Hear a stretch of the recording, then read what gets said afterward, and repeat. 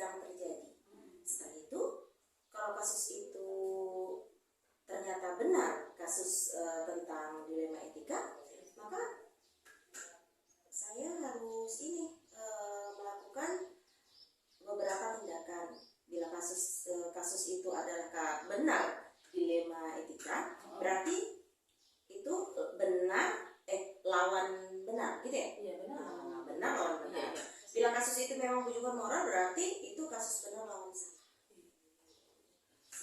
Terus Bu, Ibu dalam memutuskan sebuah permasalahan tersebut, dan ketika permasalahan itu sama-sama benar, Ibu ya, bagaimana cara Ibu mengambil keputusannya? Ya, kembali lagi seperti yang saya bilang tadi, saya harus tetap mengidentifikasi kasus tersebut. Setelah kita identifikasi, maka kita akan carikan beberapa solusi. Dimana solusi itu yang kita berikan itu yang terbaik untuk kedua belah pihak.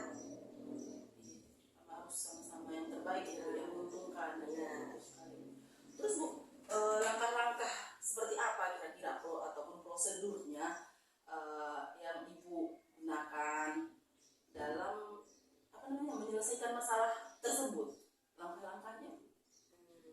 Seperti contohnya konflik antara dua belah pihak ya, yang sama-sama benar atau sama-sama mengandung nilai kebajikan, itu maksudnya. Oke. Itu maksudnya dimana seseorang itu harus memilih antara menghormati hak individu dengan kesejahteraan atau antara kepentingan jangka panjang dan kepentingan jangka pendek. Terus Bu, hal apa saja Bu yang selama ini Ibu memimpin sekolah ini ya Bu, yang Ibu anggap lebih efektif dalam pengambilan keputusan pada kasus-kasus dilema etika ini? Ya, pertama kita panggil, kita ajak diskusi dulu, ya grup musyawarah dulu, bagaimana cara mereka mengutarakan apa penyebabnya, ini kenapa loh. Setelah itu, mengapa sampai berbuat seperti itu, alasannya apa. Setelah itu kita baru mengetahui kan alasan-alasannya, penyebabnya gitu. Barulah kita ini nanti kita bisa mengambil alternatif pemecahan yang pastinya sangat menguntungkan untuk kedua belah pihak, sehingga tidak ada yang merasa dirugikan. Berarti intinya dasarnya dia harus tetap mengidentifikasi dulu. Tetap kita harus, apapun masalahnya kita harus tahu dulu itu apa penyebabnya.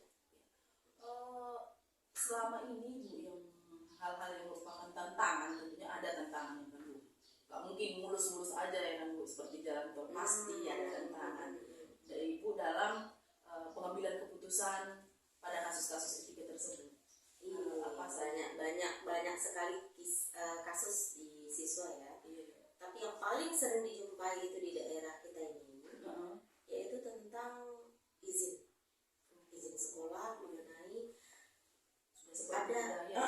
ada siswa yang permisi mengirim surat izin dengan alasan membantu orang tua.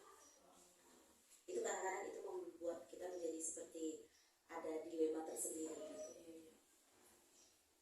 Kalau tidak dibantu orang tua, saat dibantu dia ketinggalan pelajaran. Jadi dari situ kita ya sebagai seorang pemimpin, sebagai guru, ya kita harus bijaksana dalam mengambil keputusannya.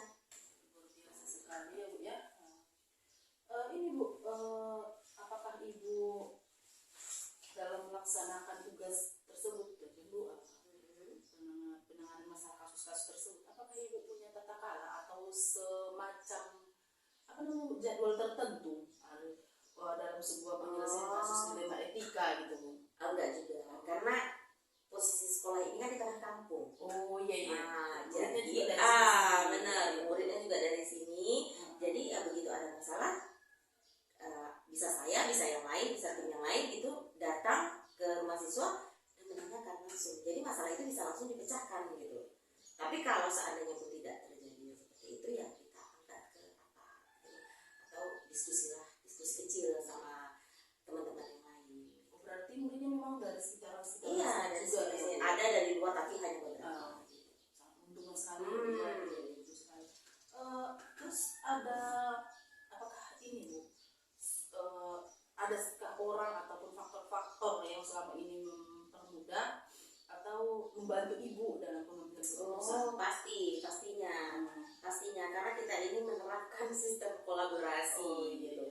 Jadi antara rekan-rekan guru itu pasti selalu saling meminta masukan untuk satu masalah yang dihadapi gitu. Entah itu masalah siswa atau masalah antara pelajaran dengan guru atau apa semua lah.